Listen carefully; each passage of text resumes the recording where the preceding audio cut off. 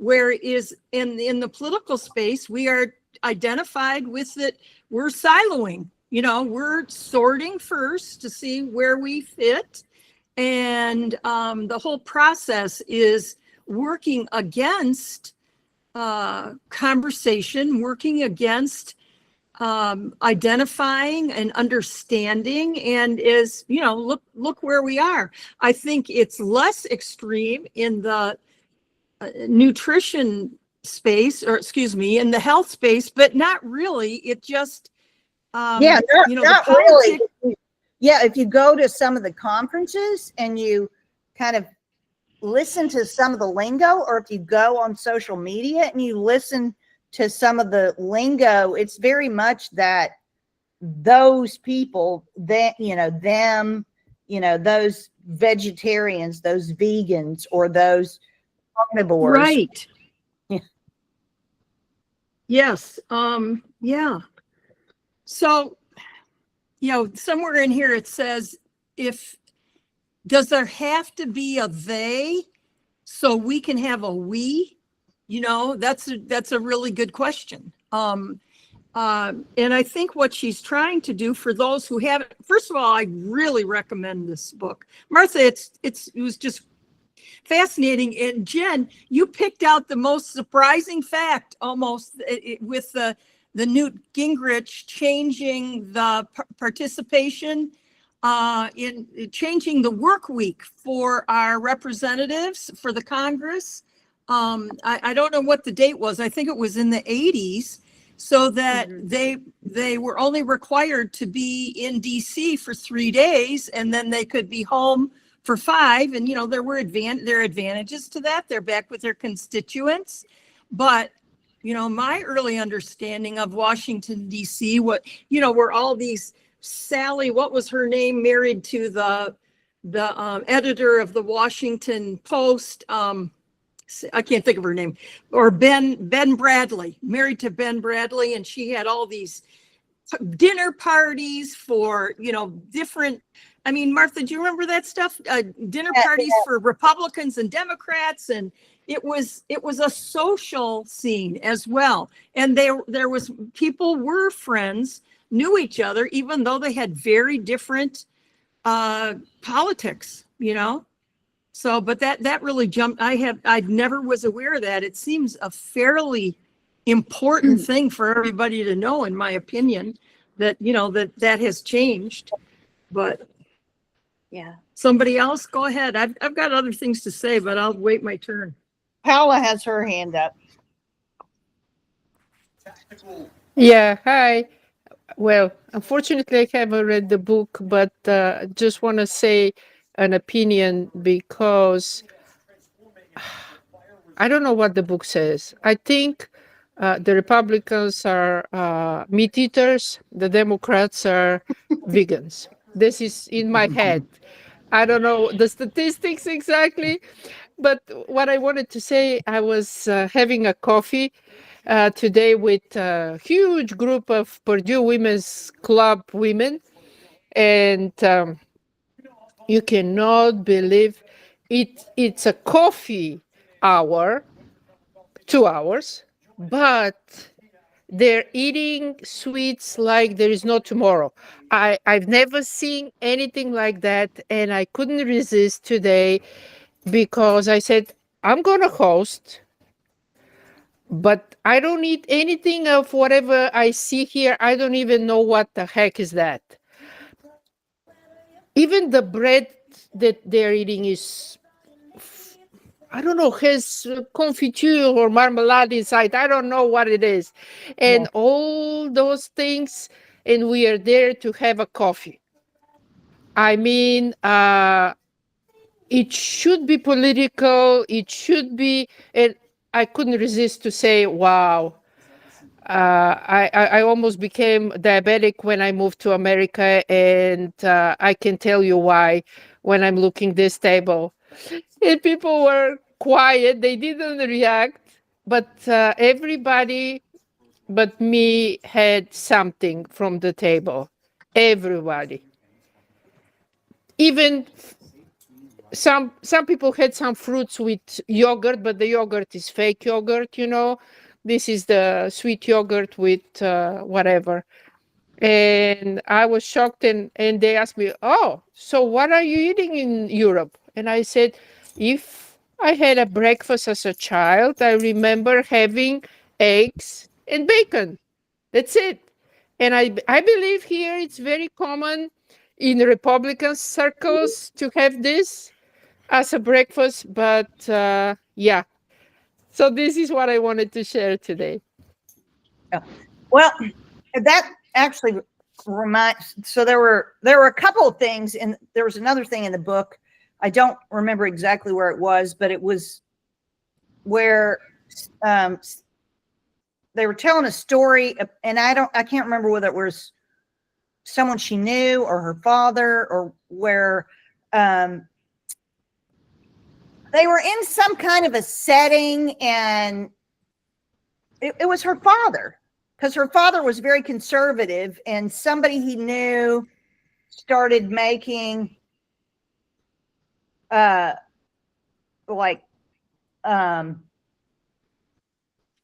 derogatory comments about a conservative or something, and her father kind of went along because the guy assumed, since he was Hispanic or something, that he would feel the same way, and her father was upset that he went along with it.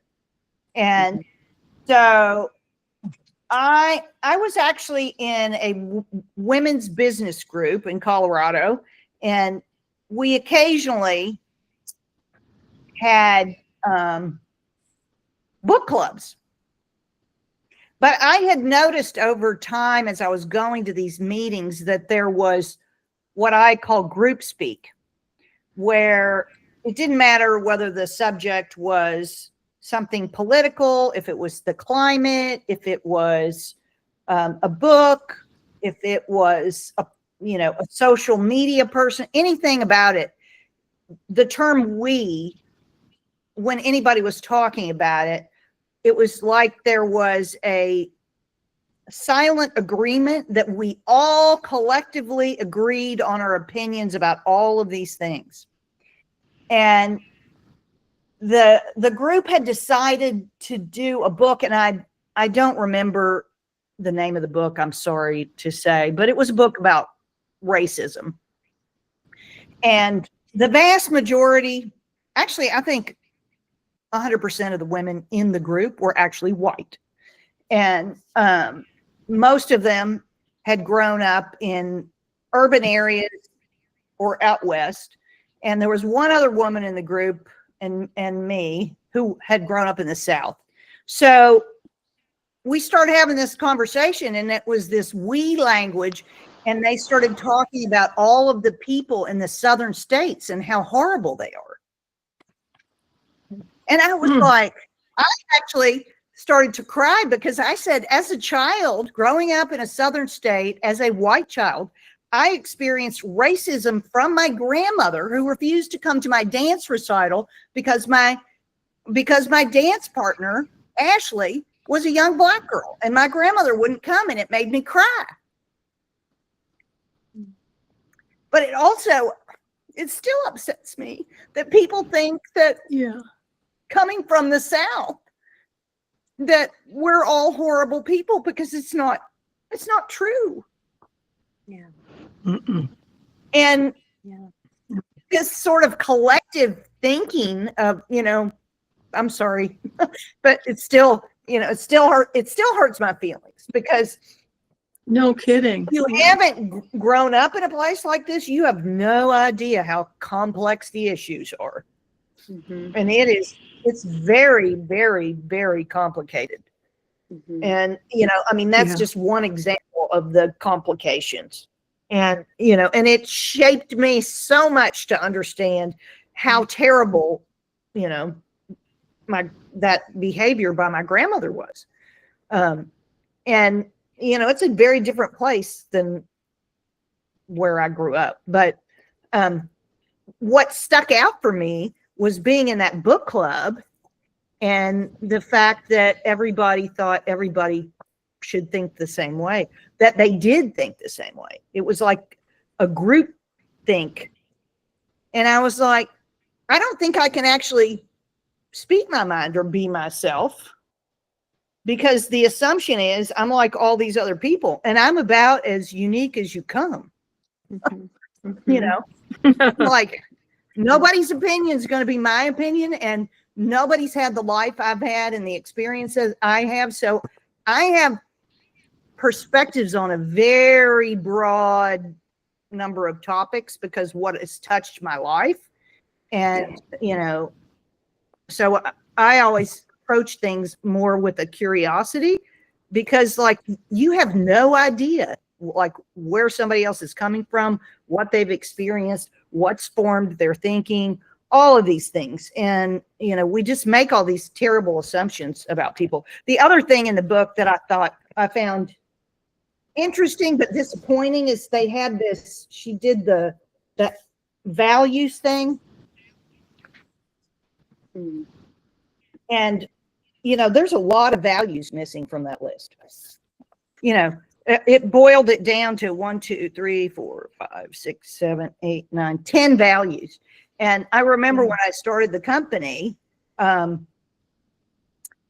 had all my employees go through this exercise of looking at a big list of values and saying, you know, what values do you think best represent, you know, why you came to work for the company and the company, you know. And it was things like, you know, creativity and curiosity, and none of which are on this list of values, or, you know, compassion, or, I mean, there's like all these values that I have that aren't on this list. So anyway, Jen and Chris, you have your hands up again. I'll stop talking. No, thank you for sharing all that, Martha. My heart goes out to young you with your story. I think you hit on it, talking about making assumptions. I like how she cautions people from making assumptions. If the point of the book, of us reading it, is to try to understand whatever that other side is for you, if that's the point, then first of all, you can't make assumptions about the person or the people. And inviting that sense of curiosity is the key to deeper conversation, and asking questions instead of stating what you might think are facts.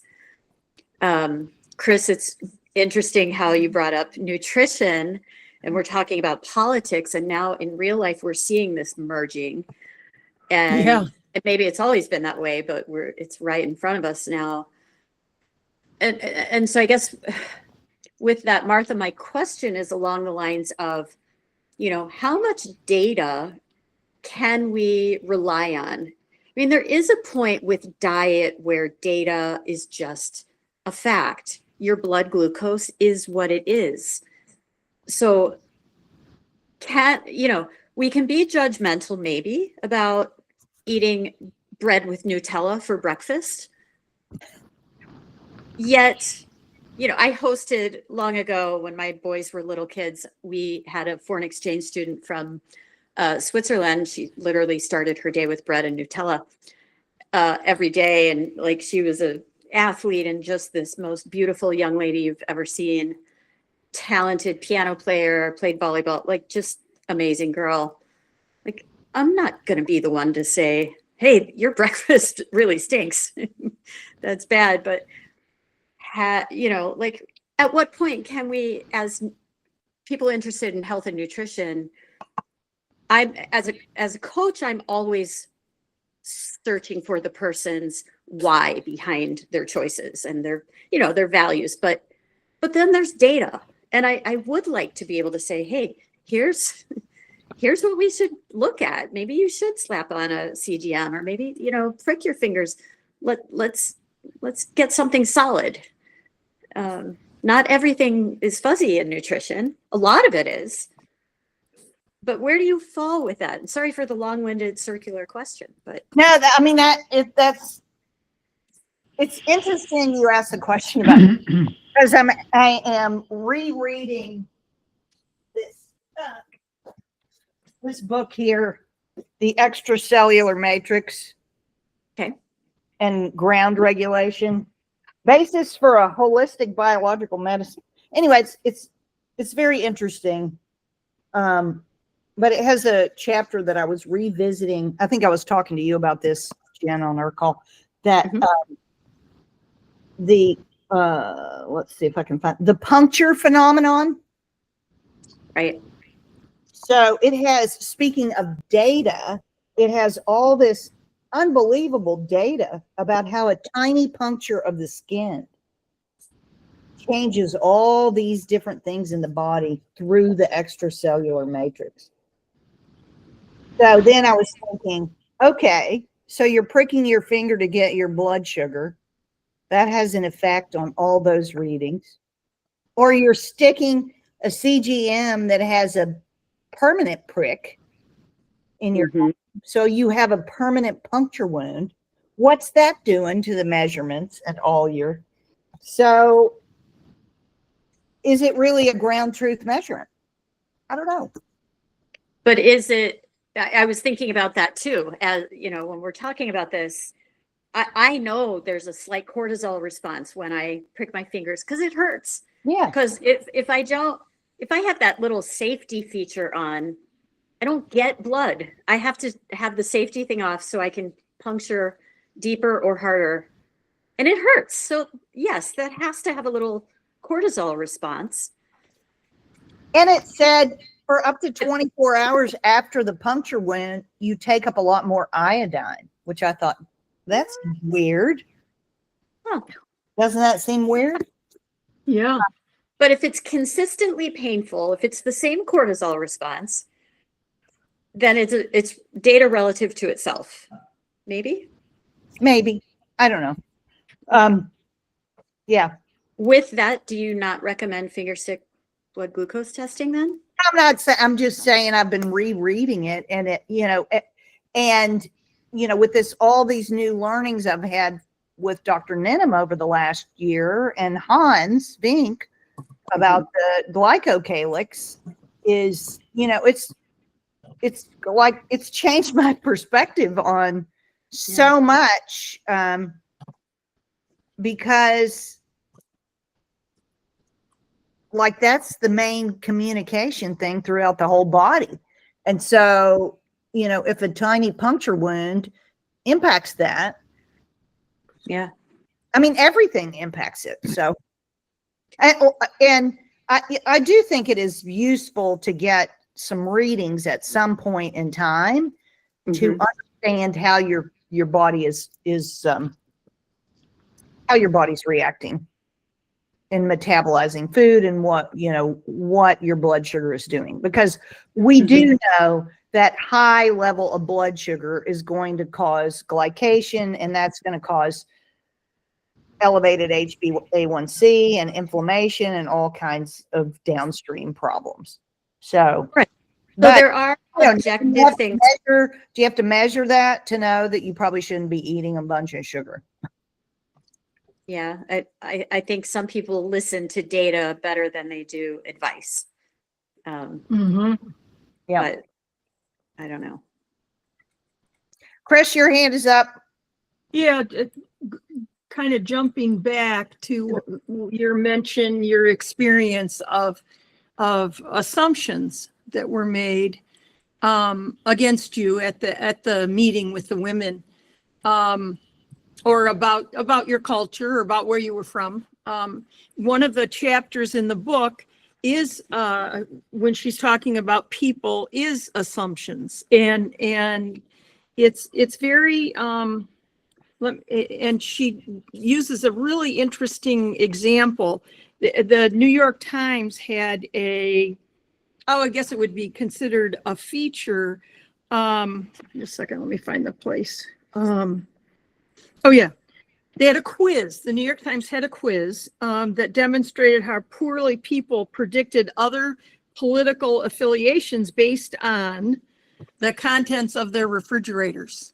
Now that sort of brings in the nutrition thing that I think this was quite a ways back, but I think that kind of brings our two things together. It's funny, but using this as evidence that people often make incorrect assumptions about others based on superficial information.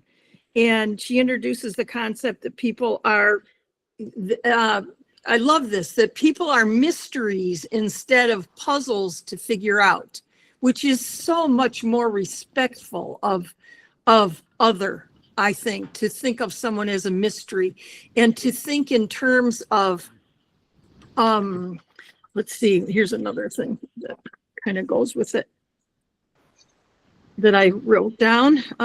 So one of the themes is questioning assumptions rather than changing minds, so that when you're going into a conversation or a dialogue with someone, that your purpose it might better be changed toward understanding your own assumptions rather than trying to influence and change someone's mind. And I thought that was really good. I think the other two themes that I picked up on, and I read some reviews, and was the importance of bridging these divides that we have, whether they're in the health, the health space or the political space. And I love this idea of curiosity as a tool for understanding. And this is what it reminded me of. So just bear with me a second, but it is such a good fit. I couldn't believe it. Maybe it's because they both went to Harvard. I don't know. But Judson Brewer wrote a book called Unwinding Anxiety. And he's a neuroscientist and a psychiatrist or psychologist, I'm not sure. And his recommendation for dealing with anxiety, which most of us experience, and that is something that I am often dealing with in my practice, especially with women who, not because they experience more of it, but maybe they're more open to seeking help for it. What he says is, if you can actually change your mental state from this fear-based, amygdala-centered fear and sending you into fight or flight, if you can move up to the prefrontal cortex by thinking, he says almost go like this, I wonder what that's about, instead of, oh my God, what's happening? It's like, let me understand it. And he uses that as a trigger to help you get into a space where you're going to use this, which developed so that we can bring reason and we can bring a higher level of thinking to these conflicts we have with one another. That is another really, really good book. And it really just fit like a glove into her theory of using curiosity when we encounter others in our conversations, instead of reactivity, which happens those are the feelings, the emotional area of the brain that trigger all kinds of visceral reactions. Go toward the thinking mind. This took, billions, millions and millions of years to develop.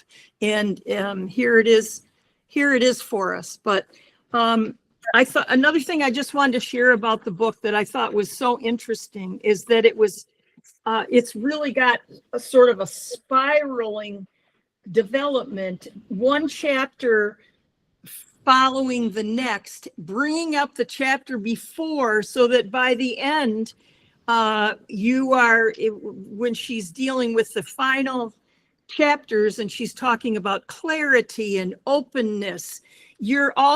She's bringing in sorting, othering, and siloing that you learned about right at the beginning. And it's just all making so much sense. Really thought it was pretty brilliant. And I actually listened to it on, Audible. And she reads it herself, which I always think is interesting. And I think you get an extra sense from an author reading their work. And it's a combination of research and a structural philosophical framework, but with all these great stories, personal stories of hers as a journalist, as a child of immigrant parents from Mexican parents, and that whole political situation. And I don't know, I thought it was just one, and it's great to listen to. It's just great to listen to. Okay, I'm sorry, that's enough. So I'm sorry. The anxiety thing that you brought up, I wonder, this is a curiosity of mine, if the rising collective anxiety that we have in our society today is partly due to the fact that people have been sorted, and in the sorting, they're not fully free to be themselves. And so there's an underlying anxiousness of not being able to speak their truth in part.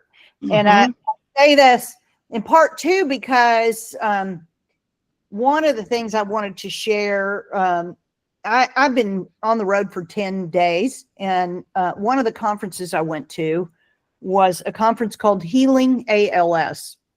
And it was really an amazing group of physicians and nutritionists and patients. It's actually led by a patient group who are having great success. They have about 60 ALS patients where they have reversed their symptoms. And I had the opportunity to meet a number of the patients, but one in particular who had driven all the way from LA to Las Vegas just to meet the nutritionist who had helped him and give her a hug. And, it was just pretty remarkable. But one of the things that one of the women who had ALS, who had reversed a lot of her symptoms, not fully, but she had reversed a lot of her symptoms, and the mindset and how you view your world was a big part of what she said turned her situation around, and not ruminating on negative thoughts. And I think sometimes when we get in these situations where we've been sorted, or where we're coming into the holidays, where we're around family, where there's lots of conflict, and we may not feel like we can be ourselves. And, all of those things create anxiety. They can create negative thoughts. And she was like, one of the big keys was waking up every day and being absolutely grateful for the day, grateful for, her toe that could move, her finger, if she could blink her eyes, if she could do all these tiny little things that she was grateful for, that she built on from that. And then, another thing they talked about was visualizing, because there were I couldn't believe the number of people with ALS who were travel would have been extremely difficult, but they came anyway. They were in wheelchairs, they were assisted by people, and we would stand up and do an exercise or something, and they would talk about this. If you cannot physically move your body, visualize it in your mind. And I think, it's not in this book at all, but we are visualizing in our mind things about people that we've sorted and called them. we create the monsters that they are because we don't really know them. And it's, how different is that from the monsters we create in our own mind? And so, I think that for me it just sort of tied back to that anxiety thought. And I wonder if the reason why people are so anxious all the time now is because they're afraid they're going to say the wrong thing and get canceled or cut off, or my family's not going to love me anymore, or, whatever, or I'm going to get fired because, whatever. So, I have, Paola's got her hand up, and then Maha. Yeah, I just want to say that socially it's very hard to be with people that hate you, not disagree with you, but hate you only because you're different. First, because you're not vaccinated, for example. Oh my goodness, I lost so many friends during COVID because they thought I'm gonna kill them. Politically, I'm really exhausted now. I'm watching TV and I'm expecting the first communist to be elected in New York City. So what is it that to be optimistic? I cannot have conversation with people that vote for this person at all, because I lived through it. I know what it is. And I don't want to build any bridges with those people. Honestly, I don't care. Let them be and let me be. So politically it's like this. If we are talking about health and food, again, there is no need for bridges because people will not cross the bridge with you. I'm just quietly doing whatever I'm doing. And if somebody asks me, then I will share. For example, one woman asked me today why I don't eat bread and wheat and stuff. And I said, well, I'm very prone to having arthritic pain if I do so. So that's the reason that I don't. And that's the truth, actually. So and she was like, oh, really? And that will help? And I'm saying, kinda. You can tell it will help to some point, not completely, but. And she said, oh, my husband has this and this. I'm gonna share with him. And I said, perfect. Yeah, do so, because maybe he will benefit more even than I do. So I'm trying to have friends that I'm not gonna argue with on any point. I don't want to cross bridges. I'm too old for this. I tried. I fight for freedom of speech, for freedom of the body, not more. Well, I appreciate that, but I also think where we really get into trouble, and if we go back through history, where we get into trouble is kind of where we all go to our corners. And and we sort of look the other way because, oh, that's them, that's not me. But them, gradually the them moves all the way down until it's you, and then it's too late. And so I think like building a bridge and trying to get somebody to reach across the bridge and try to understand the perspective, so that not so that you can argue with somebody, but so that you can at least have a conversation about it. I mean, and I will say, like during COVID, that was a pretty crazy time too. But I had very dear friends who I had very open conversations about. So like one of them is my very dear friend who's a scientist who'd spent her whole lifetime studying viruses. And I said, why did you do that? And she said, well, I've looked at the technology for a long time and I just thought it was kind of interesting and I thought I'd try it. So, I mean, she was probably better informed than most people, and Anybody, yeah. Anybody, but still wasn't that informed. And my other best childhood friend, we talked about it, and we agreed that we had different opinions, and that was kind of it. But oh yeah, different opinions is fine, but the problem was that not friends, more friend, like people that they were kind of they were so much afraid and so opinionated about it, and you remember what it was. yeah, if you look at her book, I mean, you didn't read the book, but I think her book is an example of how social engineering and politics and everything around COVID used what was known from this social psychology to divide us, to create fear, to create fear in people, to create a situation where people would not be curious and question, and to ostracize people who did get curious and question, and categorize them as those people over there. And all of the social media platforms very much played on that as a means of dividing us. And it almost felt like it was some kind of creepy experiment. It was cancellation, not so much dividing. If you wanted to hear some smart people what they're saying, there were very few places that you can go and listen, and kind of, at least for me, it was like, okay, I'm not insane. Yeah. Actually, I'm right.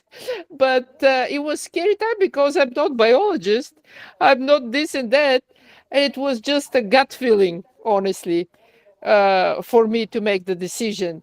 That's because you have all that good Reuteri gut bacteria in there, and you had yeah, of course. True.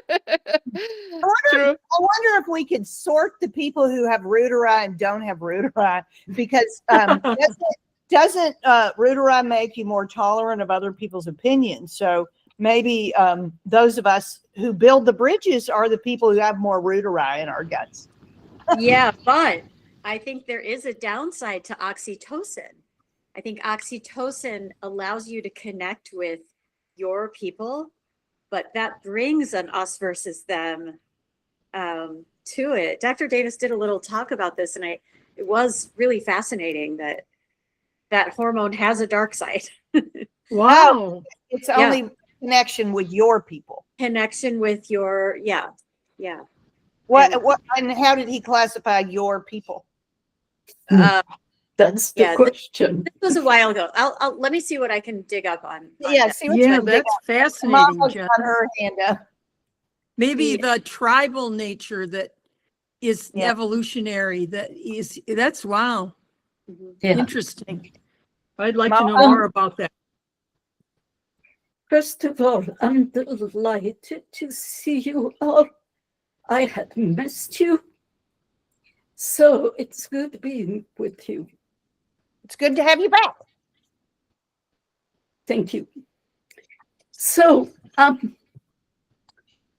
the more I go, the more my focus is love. It can really be simple. If I love everybody I meet, if I look in every person I meet for the spark of the divine, with the spirit of curiosity that you spoke of, there's no way I wouldn't see it. There's just no way. I mean, yesterday I went to buy roses at HEB. I normally go to Whole Foods and Sprouts and not HEB. But it was closed. I needed flowers. I went there, and the cashier tells me, it's been such a long time. I totally didn't remember her. But she said, would you like a hug? And here I am in HEB, where I go super rarely, being hugged, and oxytocin, being hugged for the longest time. And I tell you, it changes the perception of the world. So just the outlook of where can I see love? Because there is only love.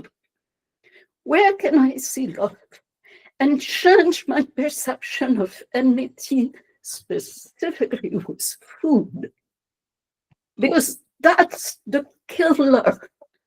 If I look at what I eat as it's going to hurt me, which is part of my life story, then the outcome is exactly that. Because that's what I believe, and by golly, I'm going to bring the proof. Here it is. Look at my blood sugar. Here it is. Look at how much weight I gain. Here it is. Look at my skin. Well, I've given this entire year to changing my perspective on food. And Martha, it's all your fault. As you got me started with the glucose protocol, and I'm still with it. And it helps me sleep at night, and it calms my nervous system. And the kind of person that is super sensitive. And yes, we're living in a society that breeds separation, lack, limitation, fear. Why is there more anxiety? Because there's more way to communicate how we do not see love, but separation, how we are victims, not creators, not loving people. But we're going to get hurt. And here's the proof. Here's the proof. So this being said, I've stopped the CGM, and I don't pick on my finger. I dislike it, and I find it completely unreliable. But I do when I want to see every 3 months. That I do. And even though I'm eating those phenomenal amount of sugar for me, my A1C has remained very stable. So I know, as per my oral ring tracker, that the sugar is helping me. It's undeniable. It's helping my brain. I cannot deny that. But again, my main work is not what I'm going to be eating or not eating. And I still do the wonderful yogurt. And I still have Martha's amazing probiotic. I just received my last order yesterday. So it's still there because, and I'm not doing it because I need to get better. I'm doing it because I love doing it. It's as simple as that. I'm doing what I do because that's what I love to do. As for what other people think of me, I can control this.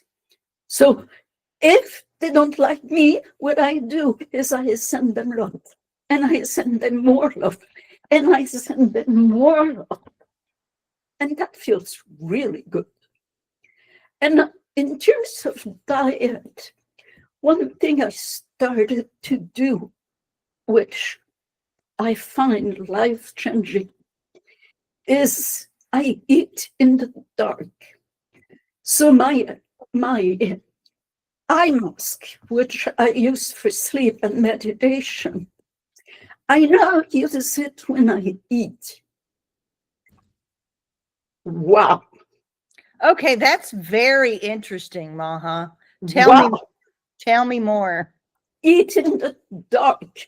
That reveals what it revealed for me is I also believe that collectively we're raised in fear, separation, lack, limitation. I call it scarcity towards. Okay? Mhm. Until we can raise our energy and go into love. But in between scarcity and love, there is a lack of permission. It's like we can't give ourselves the permission to be who we are. We need to perform, we need to please, we need to play a social game. And by the end of the day, none of that is sexy. It's just not fun. So what I noticed in eating in the dark is that actually taking the time to be without distraction and every bite to eat and to allow me the pleasure of eating. Wow. Like it took me 70 years to give me this permission. And then I wonder, why is my gut sick? Why is my digestive system not working? Hello, I never gave me permission to eat. It was always forbidden. So eat fast, eat while reading a book, eat in front of TV, eat in social conditions while you talk to other people, but don't eat alone in the dark, and really focused on the sensations. That is life-changing. I think that's interesting too, because it also, without all the external distractions, you know, when we're eating food, our body is getting information. Exactly. And if you're getting all this other information from all these other places while you're eating, is instead of just eating, and as you're chewing, your body is tasting and figuring out what molecules are there and all of that, and you don't have all this other noise. There's Thich Nhat Hanh is a monk. He passed away a few years ago, but he has some really interesting books. I've read a lot of his books, and one of his was on eating in silence, because that's Right. you know, that's something we don't do either. But I think that's actually a really interesting practice, and I might have to try it, but I'll probably have to wait until my son's wedding is coming up a week from Saturday, and so I'll probably wait to implement something like that after the wedding. But I, you know, I live alone now, and so I do eat in silence, but I don't eat in darkness. So I suppose I could try that for a time or two before I head out. I think that's a really interesting, Maha. Well, I love bringing forth my provocative ideas of how to stretch into more love. I would disagree about eating in the dark, because I really love presentation. For me, the presentation of the food is number one. If it's not presented well, I'm not going to eat it, whatever it is. So I need to see it. I need to look at it. I need to smell it. I need to taste it. I need to eat it slow. I need a company. I never eat in front of TV or anything like this. So always on the table with fork and knife. But I have to see it in the dark. No, No. I'm with you. I'm a visual person too. And I make my beautiful arrangement, and I take a mental picture so that when I wear my eye mask, I still see the food in my third eye. But then I can be fully with the smells and the taste and the savors. It's And you don't poke your nose with the fork? no, there is a system in the body, what is it called, where Like, close your eyes right now. Close your eyes to this experience and tell me if, without even moving your body, without moving any part, tell me if you can feel your right hand. Yeah, of course, all the other senses will be more tense Even if you with don't see eye it. open or Yeah. closed, we all have a sense of what is going on with our body. So there's no way you would put food on your forehead. That isn't gonna happen. That's Unless my it was way of going to the bathroom at night. I don't open my eyes.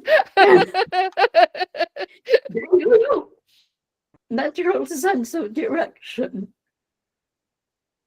That's beautiful. Well, it's good to see you, Toby. Very good to see you too, Martha. Well, Can I ask a question? I'm sorry. yeah, Sure. no, go ahead. Yeah. Now I'm researching how to recover muscle. Can we talk about this a little bit? It will be very helpful to me because I have so many things now in my mind and so many different opinions. Not that different, but if I have to follow all the opinions, I actually put all the herbs and supplements on the table. I have to sit on the table and just do supplementing. So I want to hear your opinion, Martha, about that, if it's possible. Okay. Well, I do know Bacillus subtilis, and the DE11 that we have in our formula does help with muscle mass. But I'm going to actually show you. I've met this guy a couple of times at some meetings, Dr. Ben Bocchino. So that's him when he was 25. And this is him at 65. Whoa. And he does a 15-minute workout. Oh So boy.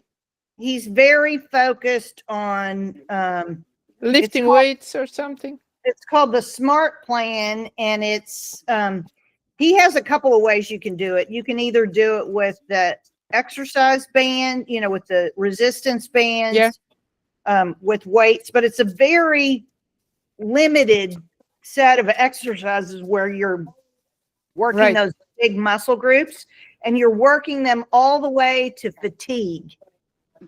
Mm-hmm. But I still I have to do it on top of arthritis pain here, there, everywhere. So that's kind of challenging.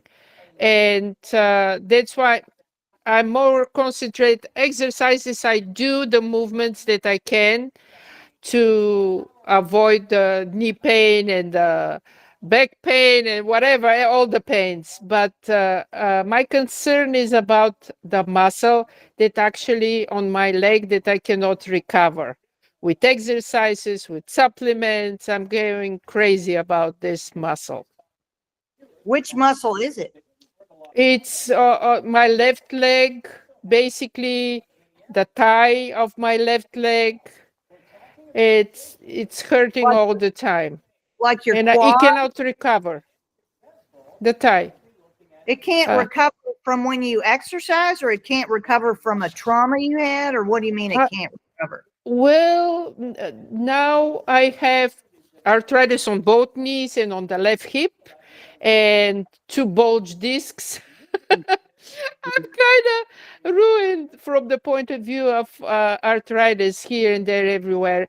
And I do exercise and then I cannot walk because this muscle on the left leg is kind of stiff, like I never exercise Like it. Cardboardy, like? Yeah, kind of like if it's tight muscle. And when I start walking. Do you take selenium by chance? Selenium, I don't take selenium. My selenium is high up. It is? It is. I started actually taking zinc today. because maybe I have this balance. There is some evidence of selenium being beneficial in. You know what? I'll do some looking because I think Okay. Didn't you make a comment on my Substack where I wrote about the radiation generation? Yeah. Mm-hmm. Yeah. So, Yeah. for anybody here who doesn't read my Substack, I have a Substack called Martha's Quest, and I wrote a piece in there about. So I was born March 3rd, 1962, and on that day there was a large above ground nuclear detonation test in the United States, which I didn't know about. I started poking around about things that happened on my birthday. And I learned that 1962, the year I was born, was the last year of the major above ground nuclear tests. And that essentially there was nuclear fallout all over the United States, in the milk supply, in the grain supply. So, you know, we have all these problems, but Yeah, in the salad, vegetables, especially in the salad. strontium, Yeah, but you were too small of a kid, so maybe, yeah, I don't know. strontium and cesium are they have a 30-year half-life. And then, this was not in my article because I found this out a couple of weeks later because I had dinner with these friends of mine, and she, her early career was as a policy advisor for Senator Hatfield in Washington, D.C. She was 14 years. She worked in his office as one of his aides. And she was actually instrumental with a bipartisan group of people who worked in their Senate and congressional offices who came together and actually got the above ground test ban in place. And I didn't know that. And that was like in the 1990s. So they were still doing tests, you know, even after the 60s without talking about it, but also not really telling us that we were at risk and not, you know, saying, hey, potassium iodide. And we have huge. They never do. They never do. Huge thyroid problems. Yeah. I wonder if, if that also, because you mentioned Chernobyl and something else. Right. Yeah. And uh, my thyroid was off and they kill it later with more radiation. So, yeah. But you're right. Maybe it's always about the thyroid, probably. I don't know how to stop the cycle, though. This inflammation, maybe it's autoimmune. I don't know. So I think Jen or somebody posted something about lymph, but I will say I met an interesting woman at the ALS conference who she has a background in geology, but I don't know if this is the one. She has her minerals are basically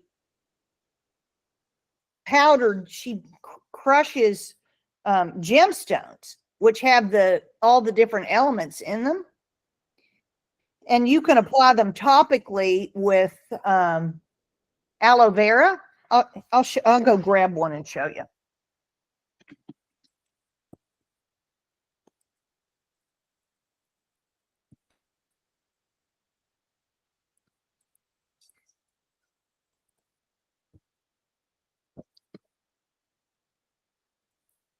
So I don't know if this will come out, if you'll be able to see this very well on the screen, but that is aloe vera, which is typically clear, but it has this reconstruct is what it's called. Now let me find the box. So reconstruct. Isn't it a plant? Aloe vera, it's a plant, right? Yeah, aloe vera juice, like the inner leaf of aloe vera. So it's it's a cactus, right? Some type of cactus. And then this is the minerals, which you probably won't be able to, but you can sort of see. Is it like a powder or something? It's a powder. If can Uh-huh. you see that's I don't know. If you Kind of. Yes. Yeah, we can see. We can see. So you take a tiny little scoop, like this tiny little scoop of that powder, and put it in with the aloe vera, and you shake it up, and it suspends into a colloid, and then you squirt that out, and I don't know if you can see, but Yeah. What did you do with the spoon? I just took a scoop of the, I mean, I already had it mixed up, but you take a scoop of the mint and mix it with the aloe vera. And I'm wondering if that might help your. This is not the aloe vera. This is something else. What is it? It's aloe vera mixed with the minerals. The minerals. What kind of minerals? It's called reconstruct. So they're called only healthy minerals. So Reconstruct. I see that. and it's good for like collagen and connective tissue. So I'm wondering if that might be beneficial for your joints. And what's crushed up in it is rhodochrosite, rhodonite, amethyst, iotite, lepidolite, calcite, celestite. Oh boy. Emerald. Yeah. Hemimorphite, malachite, and well, yeah. So what is the purpose to mix it with aloe vera? Well, it's just a way to absorb it into your skin. Uh-huh. And our skin is one of our. So it's not water soluble. I mean, if you put water or I don't know, olive oil. If you could probably do it with olive oil, maybe. Yeah. I don't. Aloe vera is more of it's a colloidal structure that's going to hold those minerals in suspension. Water minerals are going to sink to the bottom, and I think oil they would probably sink to the bottom also. But that colloidal structure of the aloe vera, then you just rub it into your skin. And I actually started putting it on my face, and my face was feeling pretty good. Between that, I alternate that. Well, minerals, of course. Yeah. The stuff that Chris gave me. From Dr. Davis. From Dr. Davis, which I'm almost out of. And I ordered this stuff. I have the stuff here to make it somewhere, but I don't know where I put it. I'm going to have somebody send me the recipe. But yeah, I can do this. I put a little bit extra to make it smell. There's definitely, connections with arthritis and that inflammation to minerals and the structure of the collagen. And I do take collagen. I eat bone broth. I mean, I'm doing everything possible. I take all the minerals that you can imagine. With zinc and magnesium and D, and I eat sardines. I mean, for fish oil, whatever. So I'm kind of puzzling why I don't recover my muscle. That's kind of very bothering to me. It should have been recovered already. And it's not like it's not strong. I'm strong, but because of the inflammation of the joints, probably, I don't know what to make of it, honestly. Chris, do you have something you think? Yeah, I just wondered what kind of what did the woman say about this protocol, and what were the selling points of it, and what was she finding from it? Oh, this? Yes, I've never heard of that. I've never heard of grinding gemstones. Sounds a little expensive. She had, I want to say she was saying she had some terrible joint problems, and she went on a trip to somewhere in Europe. I want to say it might have been somewhere in Germany or something. And they were in this little town, and there was I don't know whether it was a spring or a mineral spring or some kind of, and she stepped into this mineral spring and she said, she could not believe how much, like it was like she was almost instantly better. And so she started looking into what was the difference in the spring water there, and she started looking into minerals. Was it Baden-Baden by any chance? You know, I don't remember. I think I got her name somewhere. No, I mean the in Germany, the mineral water town in Baden-Baden. I mean, that might have been it, but I can probably follow up with her and find out. So how she came up with the idea of crushing those stones to get the minerals? She had a background in geology. Ah, she's the geologist. So she had a background in geology, and she started looking at the, you know, and, you know, if I think about, like, if we think about minerals and the way minerals are sold to us as supplements, they're often sold as individual, isolated. Is she selling those things? Yeah, she does sell them. You can, it's Only Healing Minerals. That's the name of the company? Name of the company is Only Healing Minerals. But, you know, as I think about it, like, a lot of the supplements are individual, isolated, which if I go back to that book that I'm always telling you guys is my favorite little book, The Life Bridge, it talks in there about how mineral isolates are not bioavailable. And that, you know, the microbes are what make them bioavailable. But, you know, when I think about like a stone is a complex mixture of the elements. Yeah. We're a complex mixture of the elements. You know, maybe taking individual elements is not that smart. So like her emerald would be it's reminding me of it's sort of reminding me of how we categorize fats, carbohydrates, proteins. We call it by the highest amount of what like its category, the top of the category. Yeah, and we, you know, that doesn't mean, you know, that I'm trying to think all that these different kinds of fats that, you exactly know, long chain, medium chain, short chain, you know, 3 lipids in the head group, you know, 3 carbons, 6 carbons, 5, you know, it's like exactly the chain links. They're Legos, but they're, you know, like the fat over here is very different than the fat over here, and it makes a very different structure in the body. And I think the same thing would be true of the elements. So I found that kind of interesting. And so, you know,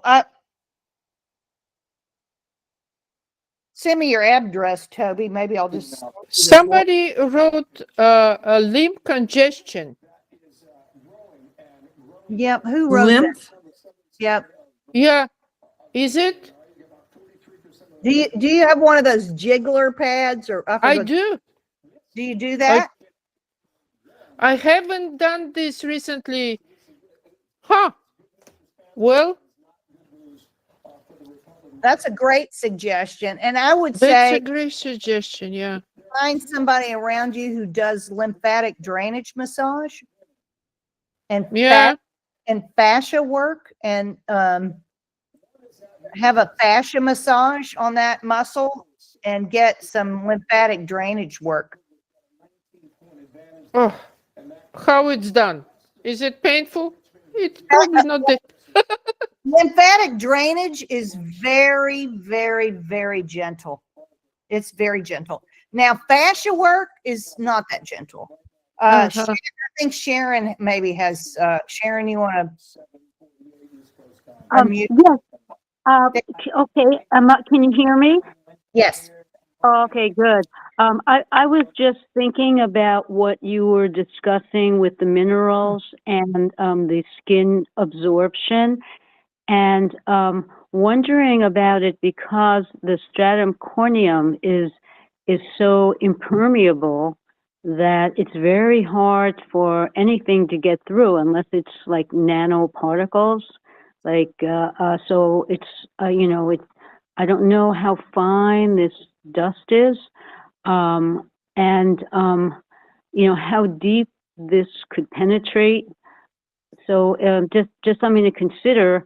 Can, or maybe looking individually at each of the components, and can that permeate the stratum corneum, or will it just lie on the surface of the skin? And is it just lying on the surface of the skin? Is that enough to Well, cause a positive change? I'm wondering if lying on the surface is enough, because you also have a skin microbiome. Right. And that's a very good point too. Like, is this good for the skin microbiome? We know that Dr. Davis's crispatus seems to be very good for the skin microbiome. But we don't know this substance. How does it affect? I think that's a really brilliant point. Like, is this going to interfere in a possibly in a negative way with the skin microbiome? And the other thing is the permeability features of the skin. Like, perhaps if you really wanted to permeate, if you took a hot shower, the pores were open and the skin was hydrated, that there is more permeability. So the So there temperature, the So they moisture. they also, you can either do it in a bath, Mm-hmm. it's a tiny amount that you're putting in a bath, which I wondered then if it's not in part of what it's doing, it's changing the structure of the water. Mm-hmm. So the big question is, after she did those baths in Germany, did she found it helpful, and that's why she started this business? Yeah. And you apply this on your joints or your bait, like Sharon said, or what do you do with those? I mean, I just got it last week, but I was using it on my skin, my face. I used it on For what reason? just to see what it do to my skin, because it's supposed to help restructure collagen, and your skin is collagen. Right. Yeah. Or not But structure. how does it go to the joints? Is the question. If you drink it, I can understand better. But if you just in some joints for the knees, I can understand how you apply it. But how do you apply it for the hip, for example, or whatever? I don't know. I don't know. I mean, Yeah. there's a lot of things that aren't well explained, but I can tell you, like the one I just was looking at, there's one for your brain, the brain minerals, and that one is a very, very it's almost like a dust. And it's like having dirt and grit on you, which I sort of laugh about. When we did Mount Kilimanjaro,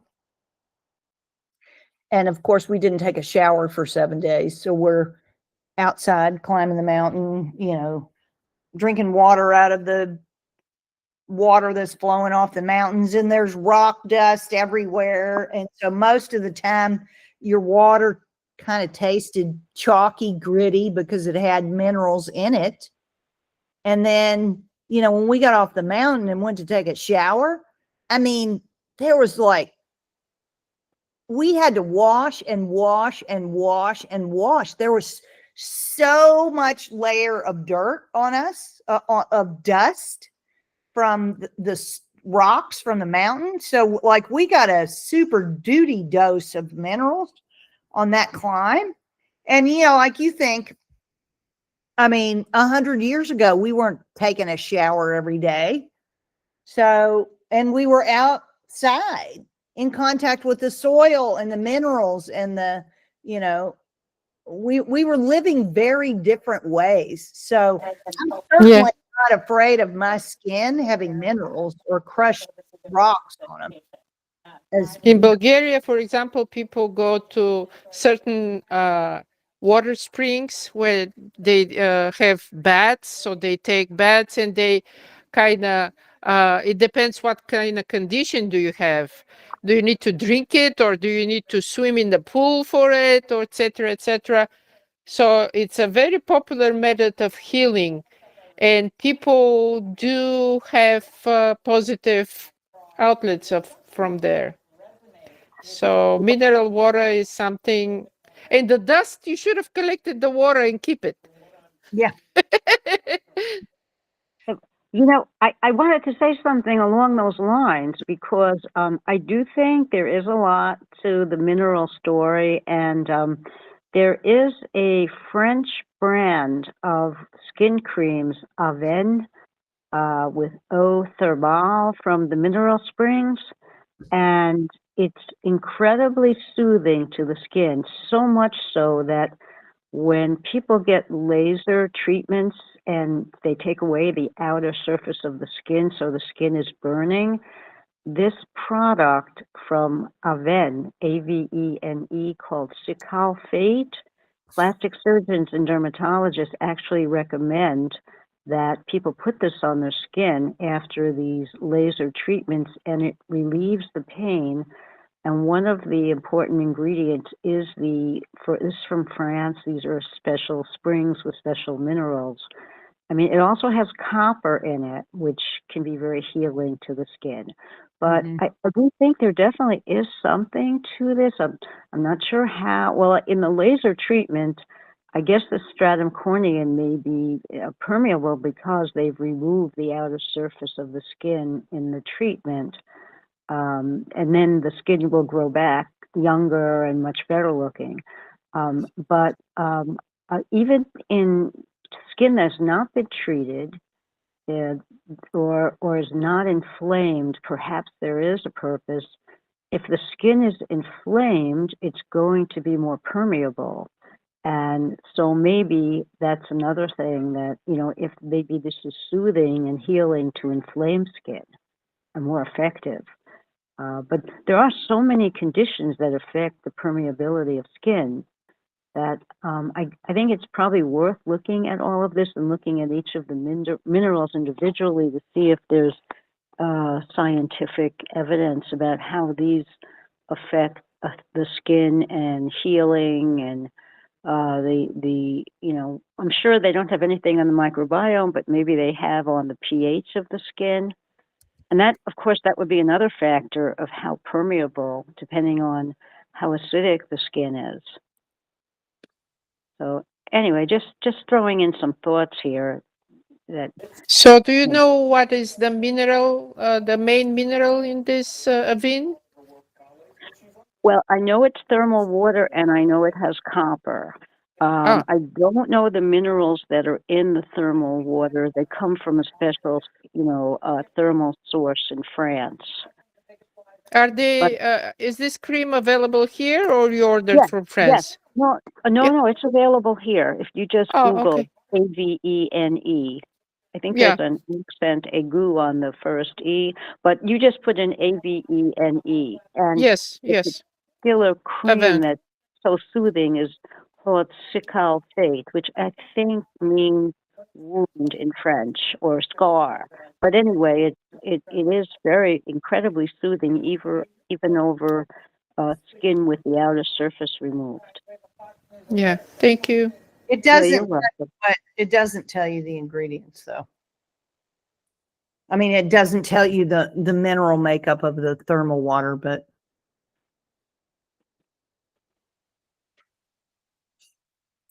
I don't know if the other product, it may tell you the ingredients. Let's see. I don't know if it does. Let's see. Ingredients. Thermal spring water, caprylic triglyceride, mineral oil, glycerin, hydrogenated vegetable oil, zinc oxide, propylene glycol, polyglue. I don't know. There's some things here that I don't recognize. PEG 22, dodecyl glycol copolymer. I would not take this. It has surfactants in it. I would not take this. Has what? You would not apply it to your skin? I will not apply anything to my skin that has a surfactant. A surfactant. Is that the Cicalfate that you're looking at? CICALFATE? I think that's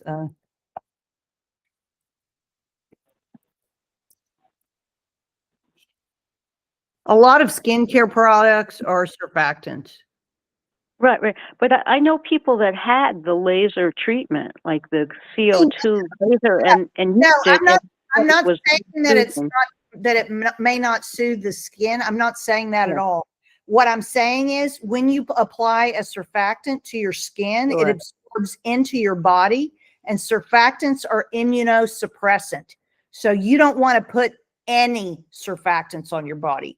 That means any soaps that have a surfactant in them, like your shampoos, some toothpaste, like Dawn dish detergent, your laundry soap, all of those have surfactants. And if you continue to expose yourself over and over and over again, the life of a lot of the surfactants is about 9 months. So if you never, ever, let up on the surfactants that you're exposing yourself to, then you're essentially immunosuppressed consistently. And that work was done in 1985 by Dr. Barry Ninham. Well, that's great to know. And I do avoid surfactant. I wasn't aware that this particular product had it in it. I'm glad you saw that. And Dr. Davis has also stressed that, because it's so destructive to the microbiome that, not to take it orally. I'm glad that you shared that even putting it on your skin is so damaging, which I did not know that. Yeah, because your skin is a major organ that absorbs. Mm-hmm. Yeah. That's just actually something I've learned in the last year. So, and even more so in the last 6 months. Do you think the baby shampoo has surfactant too? Baby shampoo does. Really? Yeah. In fact, I saw something, I can't remember, it was Purell or something in the airport in one of those containers on the wall, and it said safe soap. And I thought, if that isn't the biggest advertising lie I've ever seen. Yeah. It's not safe. Yeah. It's not safe. And of course, what did we get during COVID? But a massive, massive, massive dose of surfactants. Constantly spray, you get on an airplane, they're handing you disinfectant. There you go. They're wiping disinfectants, but you can't get away from it. Yeah. I try to, if you go somewhere and you have to apply it, I try to remove it, but you cannot. Okay, somebody's asking me what skin. I am a terrible person to ask about skincare because, I think I have pretty good skin, but I don't use skincare at all. I actually wash my face with water, and maybe if I really get it dirty, I do have a product from a company called Symbiome that is they're fermented ingredients from the South American jungle, and I will use that sometimes with a natural sponge that I have, but I probably only do that maybe once every. Just baking soda and water. And I do occasionally use tallow as a moisturizer. And I have a copper serum that I occasionally use, but I don't really use any of those very often. And then Chris gave me that great, I think it is castor oil and milk thistle. And what else is in there, Chris?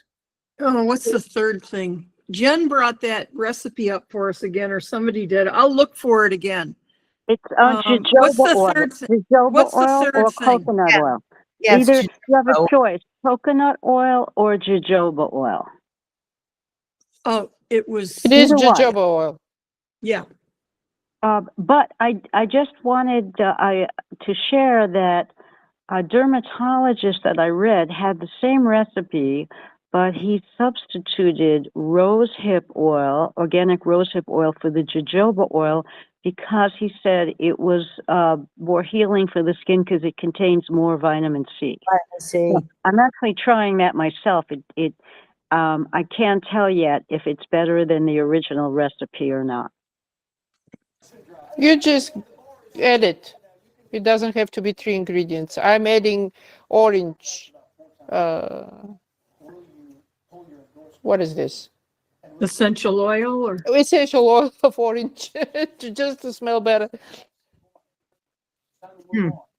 And it's very nice.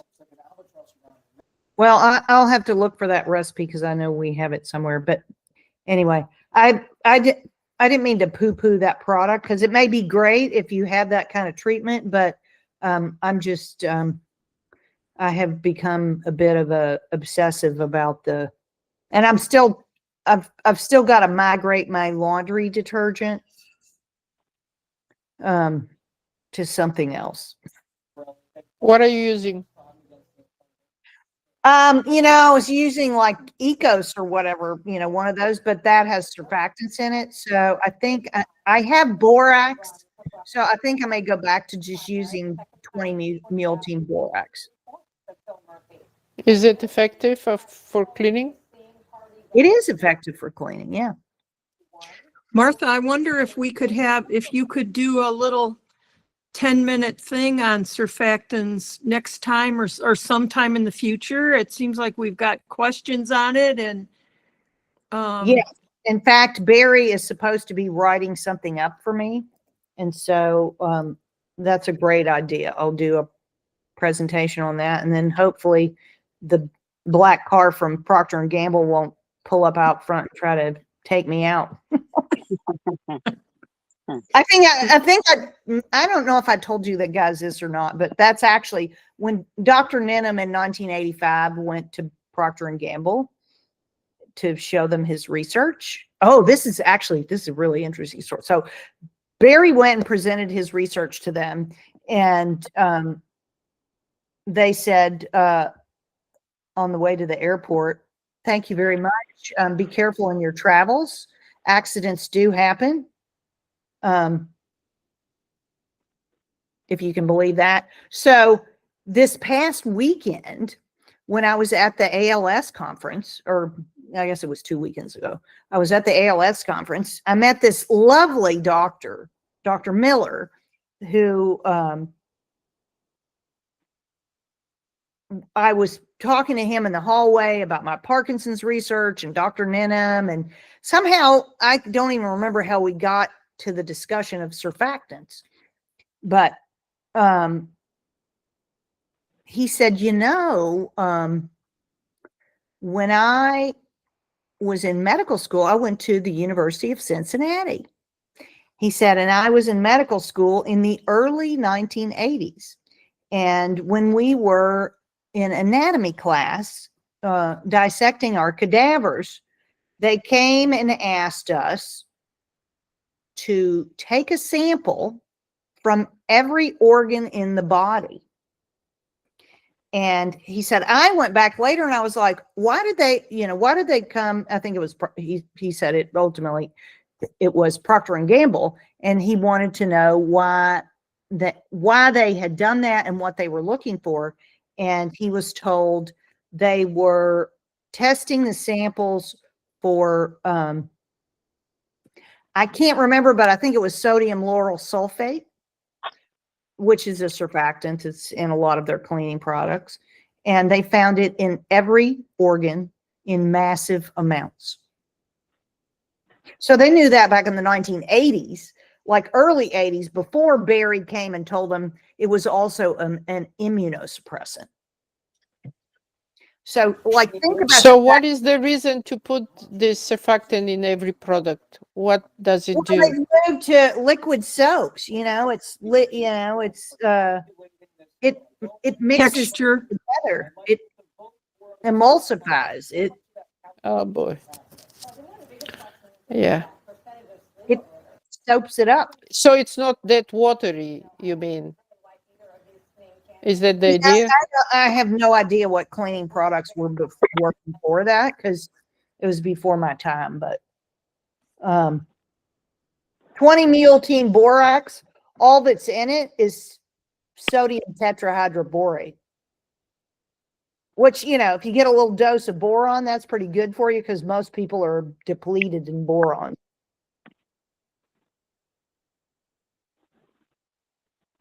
Okay, so on that high note, I will come back. I will come back in, so in, is it 2 weeks? Yeah, 2 weeks. My son will be married, and I will be back, and I'll see if I can't work with Barry on doing a, thank you, Toby, Paula, on doing something on surfactants. That'd be great. And then if there are, you know, if there are any, Or you can write an article. I love your articles. oh, thank you. I have a couple I just finished. I'm trying to remember what they were on. Like that's kind of my, I'll say it's a little bit of my environmental musing blog. But, you know, because I look at the big picture, and like there's a lot of things that have impacted our health. So many things that people haven't thought about. And they point a finger over here, they point oh, here's a great one. I wrote a article. I think, Chris, you maybe commented on the allulose article. Mm-hmm. Excellent. So, you know, allulose is the kind of latest sugar substitute. And so the blogs usually, they go on Substack, the full blog. And then there's usually kind of a shortened version of it on LinkedIn that people can come, you know, go from the LinkedIn over to the Substack and read the whole thing. But I had, you know how they hire those sort of professional PR trolls to tool you if you write something they don't To like. check on you, just to check on you.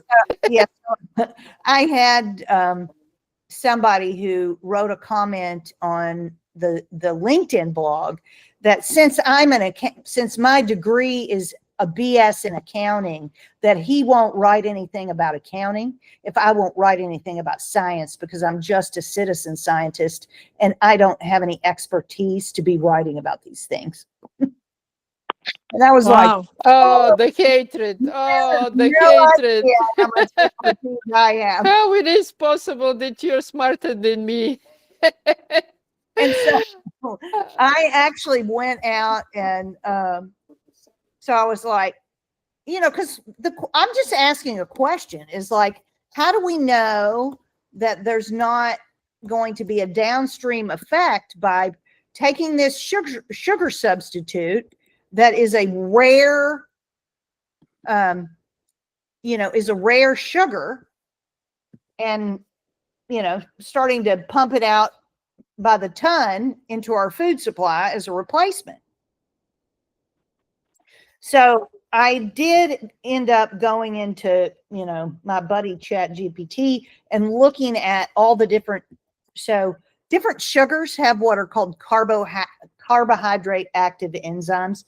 And so I went and looked at the enzymes that were related to allulose and how it might interfere with different pathways in the body. And, you know, so I may end up writing a follow-up about that, because there were some interesting ways that I think, because it's not metabolized at all, but it can interfere with some pathways that might actually produce free radical scavengers and things. If it sort of blocks that pathway, you know, there would be downstream effects from that. So I'm just always say, be careful of the latest trend in, you know, the miracle sugar that's going to save us all. I will never try it. You know, there's just no such thing as a miracle sugar that's going to save us. Yeah, just eat fruit. I don't know if you or honey from sources that you know. If you need Martha, sugar. can I say one quick, I'm sorry, about boron, I just wanted to say one quick thing. And I saw the comment about osteoporosis and boron. And boron actually can reduce sex hormone binding globulin, which especially for women over 50 with lack of estrogen and testosterone and losing muscle and bone thinning, this is the hormone that blocks estrogen and testosterone because it binds it. So if you lower sex hormone binding globulin, you actually may have more active estrogen and testosterone functioning in your body that can help build bone and muscle and, keep skin younger. So it's something to consider if you don't have adequate boron, that you might be disturbing that delicate balance of active other hormones. Yeah, I remember Dr. Davis had a talk about it, and he presented a map of USA and the soil, and almost there's no boron in the soil. So No, I do have boron as well as a supplement. That's the one that I'm not taking at the moment. so I think I also there was an article, I can't remember who wrote it, but it was talking about longevity of people who live by the ocean. So there's a lot of boron in the air in the ocean, in ocean areas. You're actually breathing in the boron. And then I think I still had one person's hand up. Do I have one? Chris, do you still have your Just hand? really quick, do we have a book for next month yet? So we talked about maybe taking a break in December, but Okay. I haven't decided, because that week that we would be doing the book club, I'm actually supposed to be speaking at the Acres conference. And so I think it would be really challenging for me to do that first week anyway. And I'm talking about the kind of bridging that connection between glyphosate. Acres is an ag conference, but there's a whole day before the conference starts on glyphosate.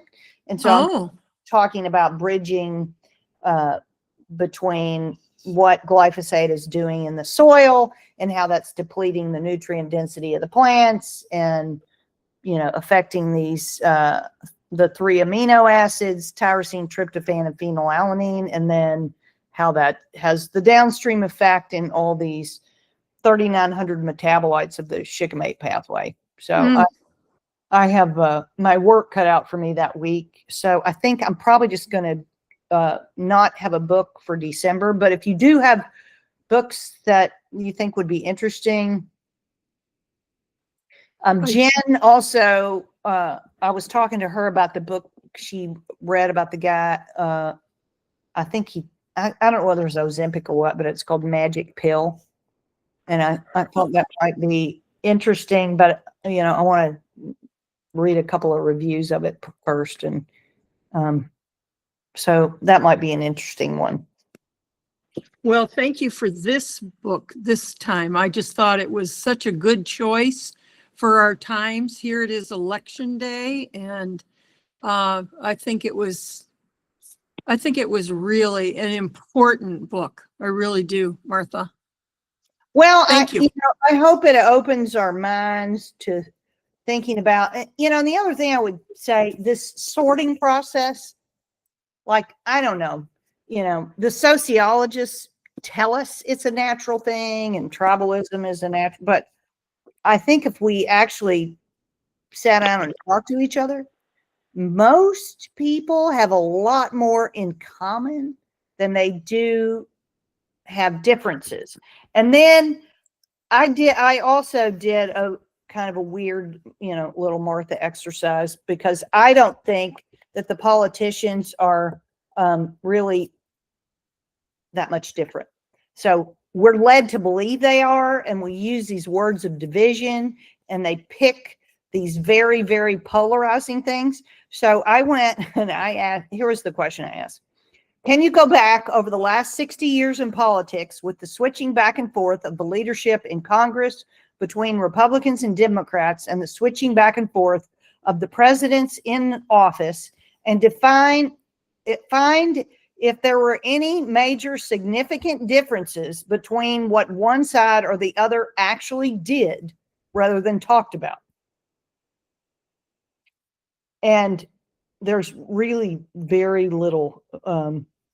Let's see, there was a little bit in healthcare.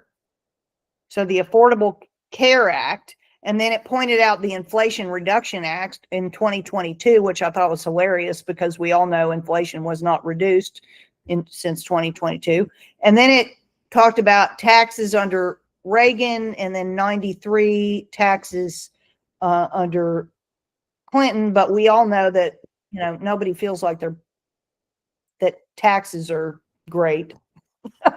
And then there was one bipartisan infrastructure bill in 2021, 2022 that was part of that, all that COVID financing. And there was a couple of crime things, one that the Democrats passed and one that the Republicans that weren't. But anyway, it basically went through, and I mean, it ultimately came down to on the major level, they're really structurally are not that like you think you're voting for these big swinging differences, and they don't transpire because they're really not that different, but they tell you they are. And so you hear these messages and you demonize people and all of this, but the beat goes on, and like behind the scenes, most of the stuff stays the same. So I don't know. Maybe that's not a cheery way to end this, but I think it's actually just not as different as we think. Well, this is true, Martha, if you stay in the capitalism with those two parties. But if you move on to another society, like a socialism or even communism, that's a very different picture. You can look China, it's an example. Right. And North Korea and Venezuela and Cuba. They're examples that are very different. Yes, I'm absolutely. But what I would like say here, like people think, we have these huge battles every time there's an election, but it's like, maybe take a look, because after the election was over, it really wasn't that different, even if it swung one way or the other. And it's like, I'm sort of scratching my head going, what are we fighting over?